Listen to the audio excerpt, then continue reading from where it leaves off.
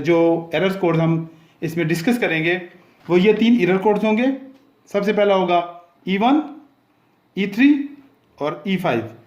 इन तीनों error codes हम इसमें डिस्कस करेंगे और वन बाय वन आपको मैं डिस्क्राइब करूंगा कि जब आपके एसी पर ये डिस्प्ले पर आ जाएं और एसी काम करना छोड़ दे तो इनका क्या मतलब होता है और इनके लिए आपको आप खुद से इसको ठीक कर सकते हैं या कि इसके लिए आपको प्रोफेशनल की ज़रूरत पड़ेगी।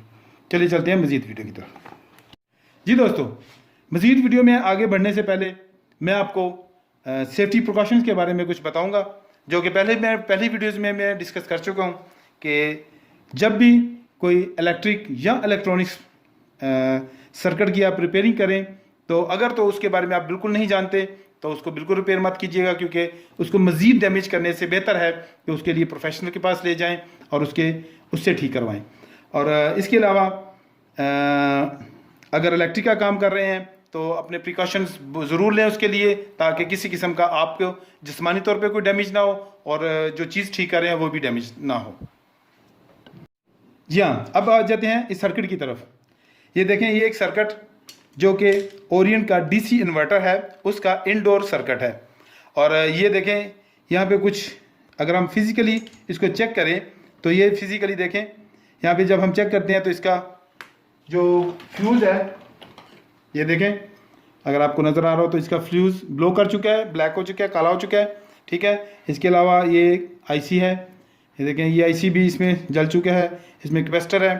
ठीक है जी, इसके अलावा क्या क्या चीज़ें हैं वो हम चेक करेंगे और इनको रिप्लेस करके तो फिर हमको इसको ठीक करके तो फिर मज़ीद आपको एरर कोड्स के बारे में बताएंगे। जी दोस्तों, ये रहा इसका ओरिएंट का रिमोट और ये रहा इसका सर्किट। अब ये बिल्कुल ठीक हो चुका है, जैसे कि आप देख रहे हैं, लाइट ऑन हो चुकी है और ये सर्किट रिपेयर हो चुका है। अब बिल्कुल ये ठीक है। अब हम इसको ऑन करेंगे, ये देखें, ऑन किया। अब ये हमें एरर देगा, लेकिन सबसे पहले मैं जो एरर कोड आपके साथ डिस्कस करूंगा वो एरर कोड है, ये देखें, E1।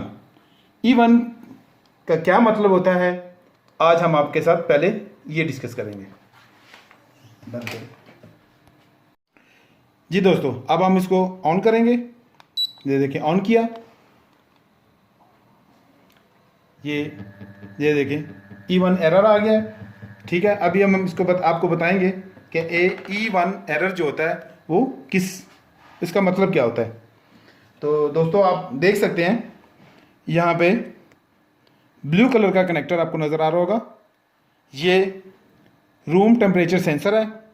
तो जब आपका रूम टेम्परेचर सेंसर फॉल्टी हो जाए, उसमें शॉर्ट सर्किट हो जाए, तो वो आपको डिस्प्ले पे E1 एरर आएगा। तो इसके लिए आपको ये रूम टेम्परेचर सेंसर चेंज करना होगा। अगर चेंज करने के बाद भी ये E1 एरर ख़त्म नहीं होता तो इसका मतलब ये है कि आपके सर्किट में मसला है, तो इसके लिए आपको सर्किट को रिपेयर करना होगा या चेंज करना होगा। जी दोस्तों, देखें, अब हमने इसका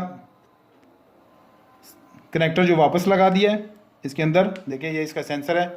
ठीक है जी, तो ये सेंसर हमने इसके वापस लगा दिया है, क्योंकि हमने जानबूझ के ये सेंसर निकाला था ताकि हम आपको E1 एरर समझा सकें।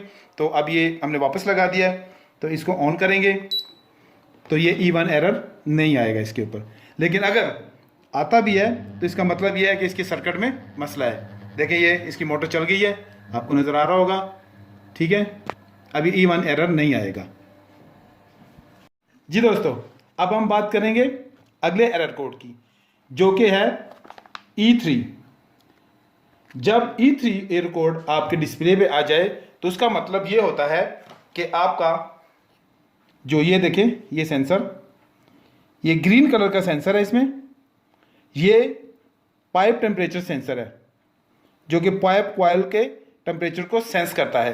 तो हमने जानबूझ के इसको निकाल दिया यहाँ से ताकि यहाँ पे E3 एरर आए और हम आपको समझा सके कि ये क्या चीज़ है। ये देखिए, अभी हम इसको ऑन करेंगे, ये देखें, हमने ऑन किया, ये ऑन हो गया है। इसके अभी देखें फैन मोटर चल गई और ये देखिए E3 आ गया है। ये देखिए E3 इस पे आ गया है। इसका मतलब ये है कि आपका पाइप टेम्परेचर सेंसर जो है वो फॉल्टी हो चुका है, या फिर शॉर्ट सर्किट हो चुकी है, और या फिर आपका सर्किट ख़राब हो चुका है। दोस्तों अब हमने ये देखें कनेक्टर वापस लगा दिया है। ये देखें कनेक्टर वापस लग चुका है, और इसका कॉइल सेंसर कुछ इस टाइप का होता है। देखें ये हो रहा है इसका कॉइल सेंसर।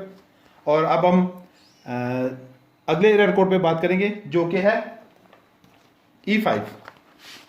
E5 जब डिस्प्ले पर E5 आ जाए तो इसका क्या मतलब होता है।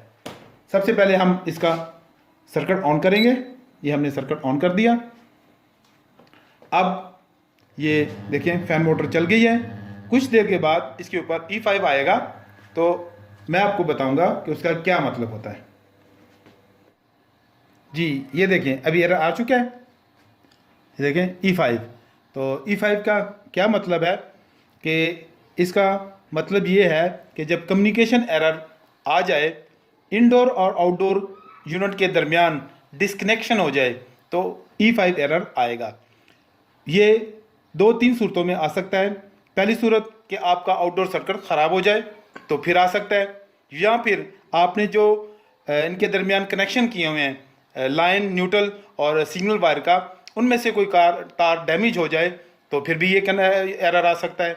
और बिल्कुल यानी कि कनेक्ट ही ना हो, जैसे अभी हमारा सर्किट पड़ा हुआ है बिल्कुल कनेक्ट नहीं है, तो ये एरर आ रहा है। तो इसको कहते हैं कम्युनिकेशन एरर। तो इसकी वजह से आपका आउटडोर सर्किट ख़राब हो सकता है। इंडोर सर्किट में भी मसला हो सकता है, लेकिन वो उस सूरत में होगा कि अगर आपका आउटडोर सर्किट बिल्कुल ठीक है, तो फिर देखा जाएगा कि आउटडोर सर्किट की वजह से फॉल्ट आ रहा है कि इंडोर की सर्किट की वजह से फॉल्ट आ रहा है। तो वो आपको आगे प्रोफेशनल बताएगा कि ये इसमें क्या फॉल्ट है। Thank you very much.